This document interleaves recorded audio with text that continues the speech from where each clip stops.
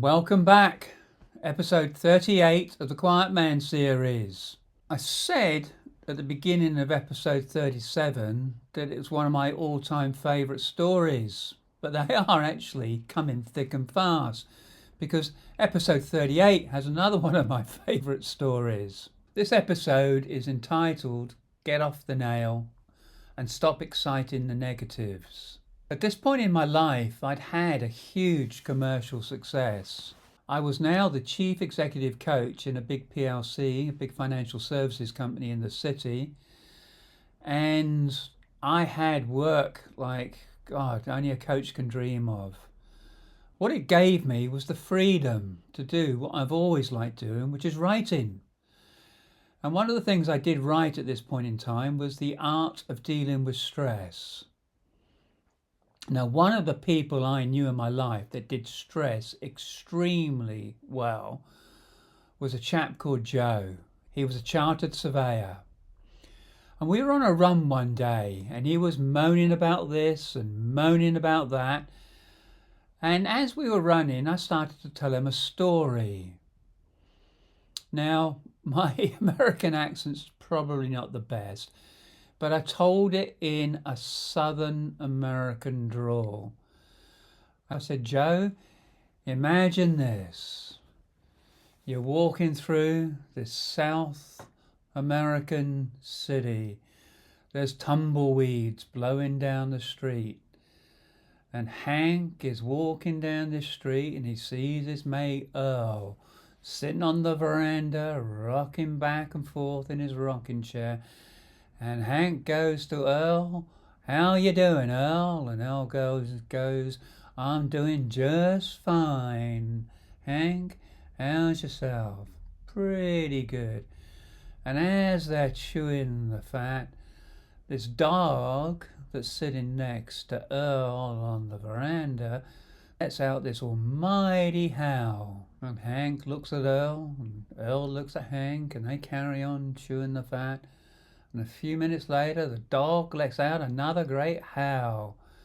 And Hank turns around to Earl and says, Earl, what's with the dog? And Earl looks at Hank and says, well, Hank, the dog be sitting on a nail. And Hank says to Earl, well, why don't the dog move? And Earl says, well, Hank, the nail ain't quite long enough. And as I reached the conclusion of that story, Joe literally stopped in his tracks, looked at me and said, you CNT. And what it was I was reinforcing the fact that if you just keep on moaning about things, nothing's going to happen. We carried on walking and started talking about the story and unpacked it a little bit. And Joe turned around and said, do you know what? He said, it's time for me to get off the nail, isn't it? I said, I think it is, Joe. You've been moaning for weeks and weeks about what's going on. Anyway, Joe decided there and then at the end of that run that he was going to change things. As a consequence, he quit his job, got himself another one, started saving money, and inside a year set himself up on his own with his own business, and he's now one of the most successful party wall surveyors in South London, and he's making an absolute fortune, and he's been well rewarded as a consequence. Now, in my paper, The Art of Dealing with Stress, I talk about what's called excitation. And what it is if somebody's sitting on a nail and it's not quite long enough, they're dealing with it. You know, the pain is just not quite enough to precipitate some action. And people are like that with stress. Sometimes it just needs one more thing to make and cause a breakthrough or a breakdown. Now, the funny thing about stress, it's never one thing in and of itself that causes the breakdown. It's an accumulation of things. And what it is quite often people do it to themselves. Now, if I was to come along and take my finger and just poke you in the arm, you'd probably look at me aghast. If I kept on doing it repeatedly, eventually the pain would become too much. it would probably cause some sort of breakdown or breakthrough, or you'd probably punch me in the face. But it would cause a reaction. And what it is those little repeated moments, those little repeated thoughts, those little repeated events, that's what causes the stress.